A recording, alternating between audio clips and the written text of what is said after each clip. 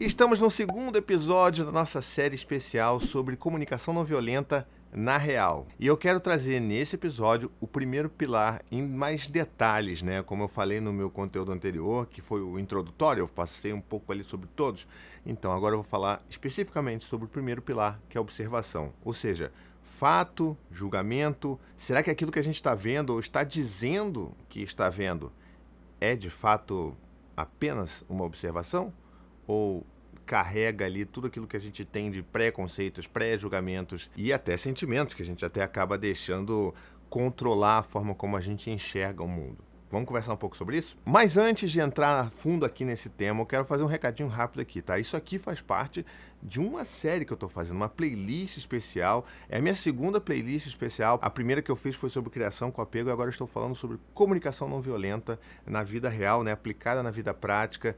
E se você não viu ainda o primeiro episódio, que é o episódio introdutório, mas que assim, de introdutório não tem nada, que eu falei bastante coisa ali, bastante coisa aprofundada. Então você pode ir lá ver e depois você volta pra cá. E se você gosta desse tipo de conteúdo, verifica aí se você está inscrito no meu canal e me ajuda a divulgar essa playlist por aí. Eu preciso da sua ajuda. Onde você vai encontrar uma playlist tão completa assim, tão bonita, tão, sabe, acessível, gratuita para as pessoas poderem consumir, entenderem um pouco mais sobre o que é essa CNV. Então, me ajuda, faz a sua parte também. Esses vídeos específicos sobre cada pilar, assim, eu vou começar primeiro fazendo uma citação, né, uma forma de honrar também o trabalho do Marshall Rosenberg, que foi o psicólogo americano que criou essa forma de se comunicar, né, essa forma de talvez enxergar a vida, porque eu não vejo que isso a CNV seja só uma forma de se comunicar, mas uma forma da gente também fazer essa homenagem. Eu vou sempre ler uma pequena citação de uma fala específica para aquele fundamento que a gente está aplicando aqui, tá? Então, o de hoje como é observação, eu vou falar aqui o seguinte: quando combinamos observação com avaliação, as pessoas tendem a receber isso como crítica. Marshall Rosenberg. Então essa é uma fala dele em que ele traz isso no livro, né, que é o primeiro livro que mostra toda essa estrutura do que é a CNV, que é o Comunicação Não Violenta. Então já fica aqui, já falei no meu conteúdo anterior sobre esse livro, fica aqui sempre a referência, que se você quiser se aprofundar, esse é o primeiro ponto que eu acho que você deveria chegar. Há hoje muitos outros livros que se aprofundam em outras questões, livros de outros autores e autoras também que são excelentes, então vai lá, mas eu acho que a primeira passagem que a gente faz é bom passar por esse clássico, para a gente entender exatamente qual o contexto em que a gente está inserido, beleza? Bom, e por que a observação é um dos primeiros pilares? Porque eu acho que é o primeiro, assim, cognitivamente falando, é a primeira coisa, né, que a gente vai ter ali, é aquela observação, ou seja, a primeira etapa para você comunicar alguma coisa a alguém sobre o que você está sentindo, sobre o que você está precisando, é de fato partir dessa observação. E também está em primeiro lugar porque eu acho que a observação é talvez uma das partes mais desafiadoras da comunicação não violenta, ou seja, não da comunicação não violenta em si, mas para a gente se adaptar e praticar isso no dia a dia, porque assim, é inevitável. A gente quando vai olhar alguma coisa, vai falar sobre alguma coisa que a gente tá observando, né, é muito difícil a gente não fazer essa observação sem deixar cair ali o nosso julgamento, deixar cair ali as nossas percepções de vida, as nossas visões de vida, assim, é muito recorrente na nossa vida, já falar fazendo aquele julgamento, né? Então é muito desafiador a gente conseguir desligar isso e focar apenas na observação. E a gente vai dar alguns exemplos daqui a pouco, né, nesse conteúdo aqui, mas eu quero que você tente entender a dimensão dessa dificuldade, porque falar assim, não, observação, você tem que fazer a observação sem julgar. Pode parecer simples, mas é muito difícil. Talvez uma das tarefas mais difíceis para mim, inclusive, quando eu comecei a praticar isso. E qual que é o grande problema, né, dessa observação que é feita carregada de julgamento? É porque, assim, a gente está tentando construir aqui um canal de comunicação, né, compassiva, né, empática, entre duas partes ali que estão tentando se comunicar.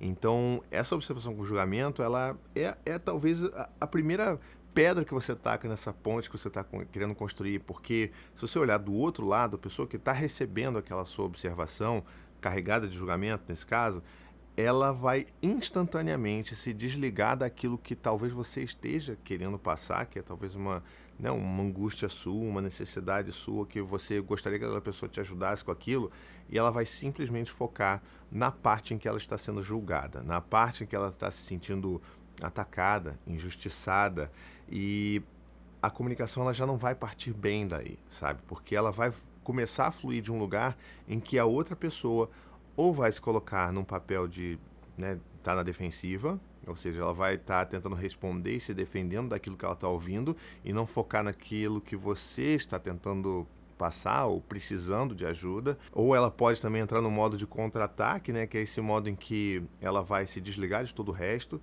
e vai só devolver os ataques que ela percebe que ela está recebendo e vai tentar devolver para te machucar de volta ou para mostrar que você causou muito mais dano do que ela. Sabe? Isso é normal também. E o terceiro aspecto aí que eu acho que pode acontecer também é uma reação de resignação, né? Essa pessoa, de novo, ela não vai focar naquilo que você está precisando de ajuda, vamos dizer assim, mas ela vai focar nela mesma, se resignando e falando, realmente eu sou essa pessoa horrível mesmo.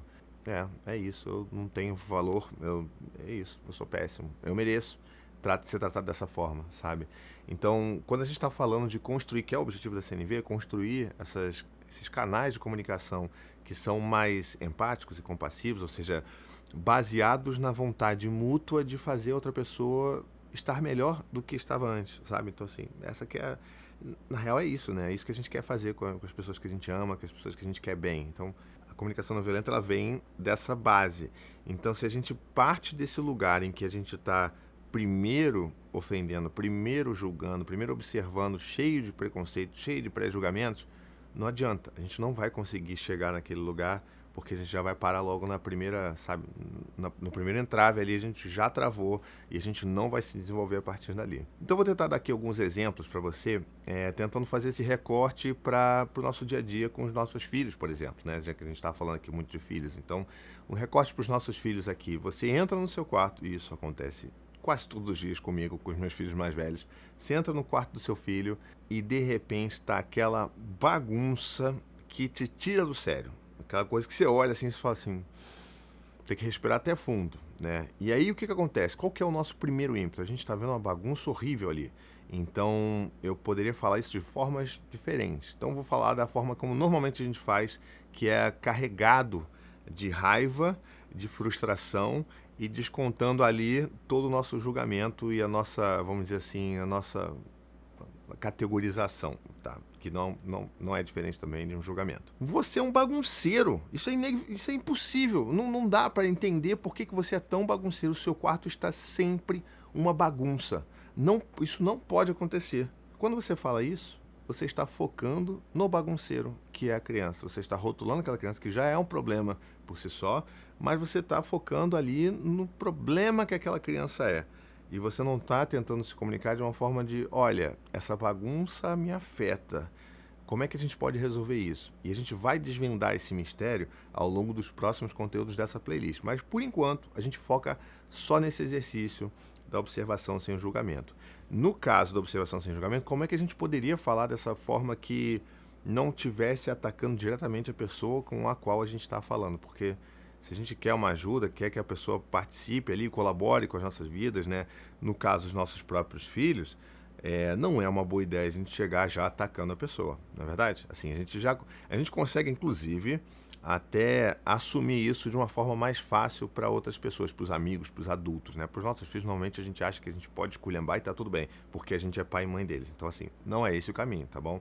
Então, como é que a gente poderia falar nesse sentido?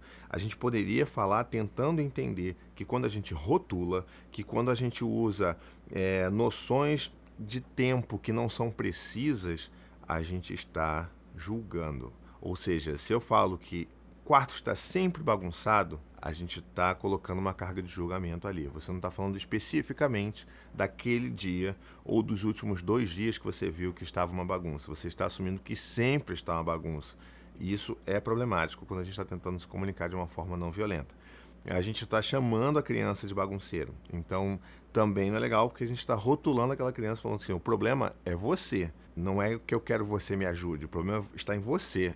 E como é que a gente resolve isso? Se o problema é a própria pessoa, se o problema é o nosso próprio filho, entende? E aí a alternativa, que é bem simples, assim, é simples. Fazer uma observação sem julgamento é simplesmente falar aquilo que você está percebendo, aquilo que você está vendo ali naquele momento. Qual que é o quadro que está pintado naquele momento. Então você pode chegar e falar assim, filho, seu quarto está bagunçado. Essa é a observação. Está bagunçado hoje. Se foi o segundo dia seguido, você pode complementar isso também. Filho, poxa, o seu quarto está bagunçado hoje e ontem também estava. Ele acordou hoje bagunçado e continuou bagunçado até agora, de tarde já. Pronto. Então, você deu a noção do tempo e a observação precisa do que está acontecendo. Essa é uma observação sem julgamento. Outra coisa que a gente costuma falar, seja para os nossos filhos, para os adultos que estão ao nosso redor, para os nossos parceiros ou parceiras, é a questão de cuidado da casa, que é muito real.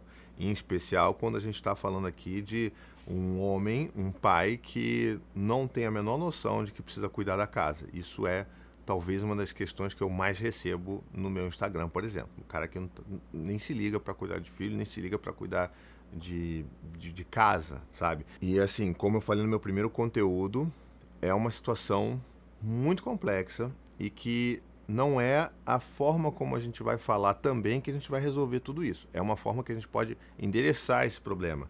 E que não é obrigação, no caso de uma mulher, se a gente está falando ali de uma mãe, do pai que não faz nada, que a mulher tenha que aprender CNV para aí sim conseguir fazer com que aquele homem entenda aquilo que ela está dizendo. Não estamos falando de obrigações, estamos falando apenas de como que essa estrutura funciona e como que ela pode nos beneficiar no dia a dia, beleza? Mas não é obrigação para ninguém. Lembrando isso que eu já falei lá no meu primeiro conteúdo, eu quero trazer de novo aqui. Mais uma coisa que a gente costuma falar é: você nunca ajuda em nada. Não é possível, né? Você nunca ajuda a limpar a casa. Nunca, a gente já entendeu. É uma questão, a gente está colocando um julgamento aí que, assim, você está falando que nunca ajudou na vida, nunca fez nada, absolutamente nada.